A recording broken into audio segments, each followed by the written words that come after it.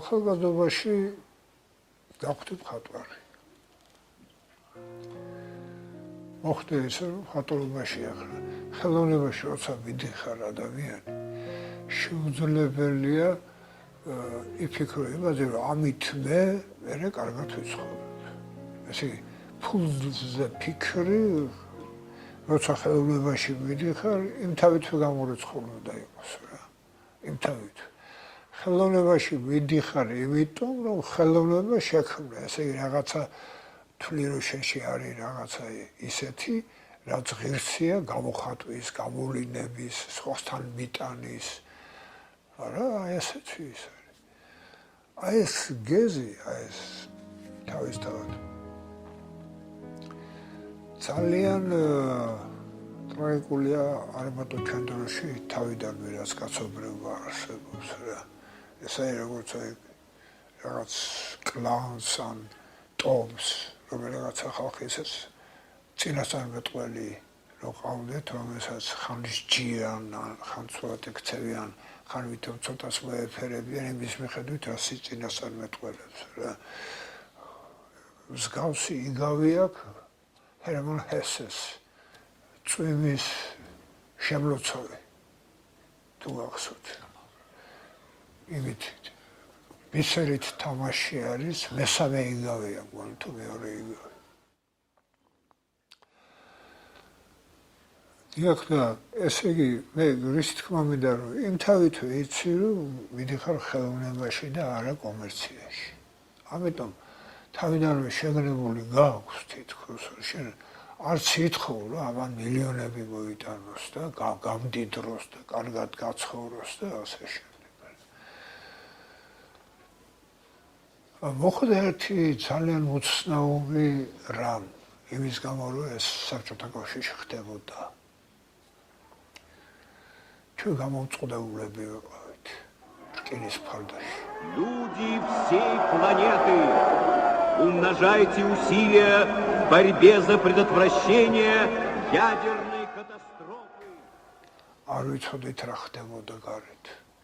ჩვენ კაპიტალიზმს ვახსენებდით. მაგრამ არ ვიცოდით რა იყო კაპიტალიზმი. აი შეხებით არ ვიცოდით ესე. თეორიულად შეიძლება ძალიან ბევრ გველაპარაკა, მაგრამ არ ვიცოდით ესე. ასევე ვთქვათ, გმობდით ისე დაუფიქრებლად მარქსიზმს ეგრევე. ვთქვათ, მის კრიტიკულად იყო გაზღველი, იმას გულს. და აი ამ მომენტში რა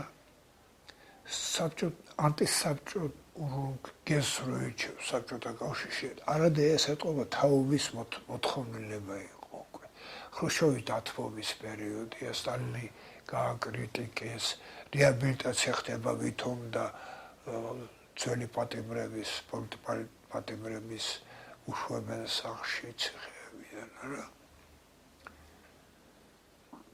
ისეთი პერიოდია, როდესაც შენ რო ირჩევ ასეთ გზას, უნებლიეთ ირჩევ ასოციალურ მდგომარეობას.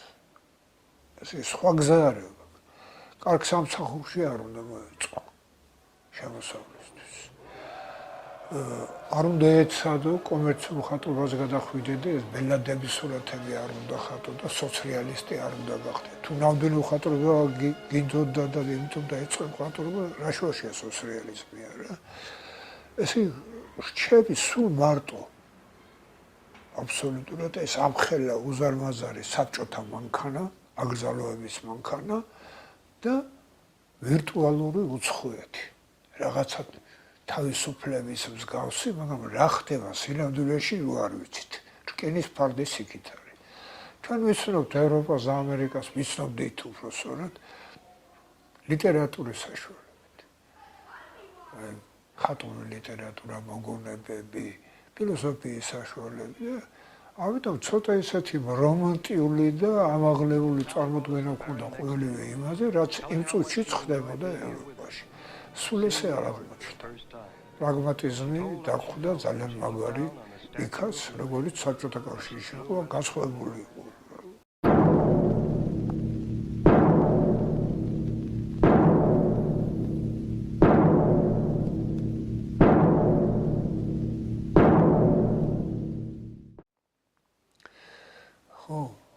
ესეთი.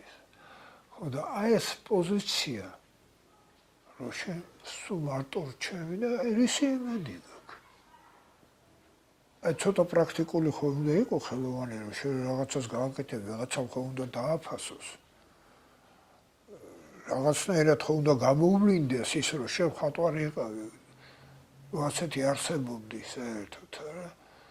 აი ეს იყო ძალიან ძნელი საფიქრებური მაშინ. რაღაცა ბრმად თითქოს რაღაც იმედი იყო, რაღაცა იქნება.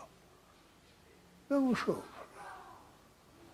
ახლა ესეთ მდგომარეობაში როცა ხარ უნებლიე თითვალისწინებ მთელს ევროპაში რა ხდება მხატვრობაში და უკვე ძალიან ანდრე 60-იან წლებში აბსტრაქციებსაც ვაკეთებდი, სურეალისტურ ნამუშევრებსაც, ექსპრესიონისტულსაც და მერე პოპ-არტულიც და ასე შემდეგ.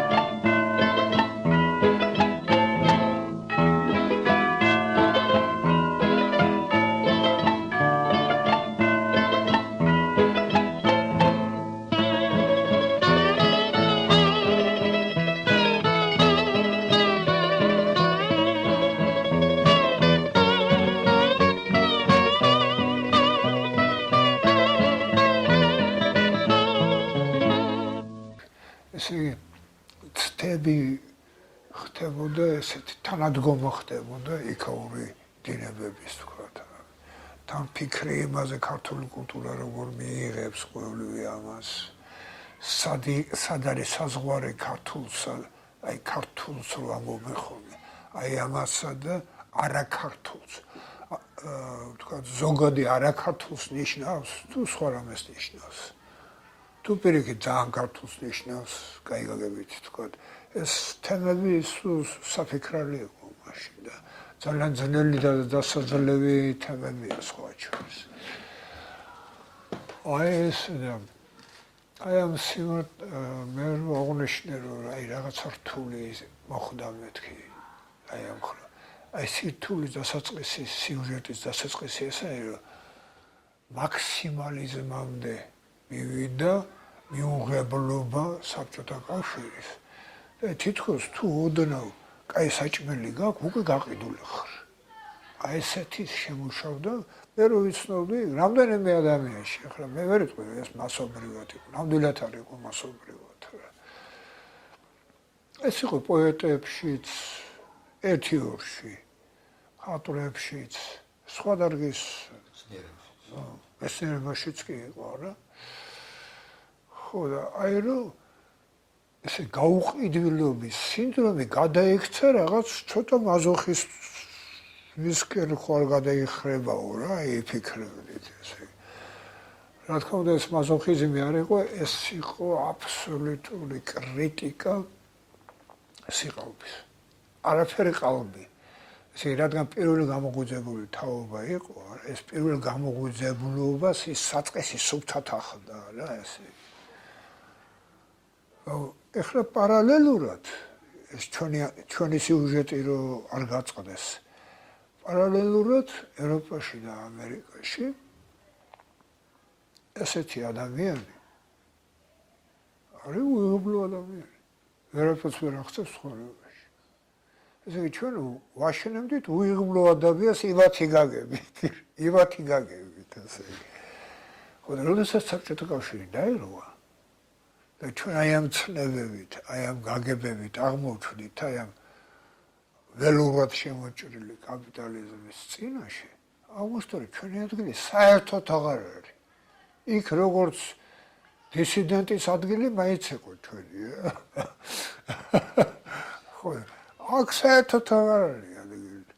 ძალიან ზუსტ ხო, აი ესეთი რთული ის მოხდა და არა და ჩვენ აღარ შეგვიძლია გარდაქმნილიყავით და სხვანაირი პოზიციაში ჩამდგარიყავით, თქვათ.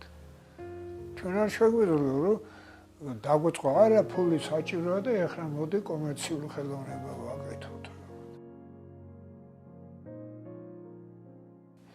ახალმა დრომ გარდა იმისა, რომ ეს შეჯახება გამოიწვია, რა სუფთა პოზიცია არ შეიძლება თითქოს კონდეს ახალ დროში. აი არა მარტო ჩვენთან უკვე ყველგან. იმიტომ თვითონ ხატრობაც გართულდა. ხატრობა რა არის ხანდახან ვერ გაიგებ, რა საჭიროა ვერ გაიგებ. ისეთი მასწავლებლები ისინი ჩაერთო აზროვნებები არ ქვია, ფიქრები, სწრაფვები, მიდრეკილებები, რაღაცები ხდება, რომ საჭიროა კი ხატრობა. რა არის ნახატი? როცა ფოტო შეიძლება. ფოტო შეიძლება კაი ხელოვნება იყოს. აი ძალიან ბევრი ისეთი ღირებულებების დამკარგავი ვითარებები წარმოიქმნა 21 საუკუნეში. ხოლო თან რომ ესეთი მაქსიმა გაქვს, რომ ყალბი არ იყო, არ გაიყიდა. ეხლა ყალბი არ იყო, გადაიქცა უკვე ეს ლოზუნგი, გადაიქცა არ თუ მხოლოდ ყალბი არ იყო, არ შეეშალოს და არანამდვილი ღირებულება არ მიიღო. არა, ხო არის საშიშროება. არის რა საშიშროება. აი რაღაცა ეფექტური ფერი აქვს ნახატს. კარგია რაღაცა. მაგთუს თუნდაც კომერციულია რეალურად. შეიძლება თვითონ ხელოვნებასაც შეეშალოს. ჩემთვის ესეთი გამოსავალი საშველი გზა დავიტოვე თუ ეს ნაძალადევი არ არის.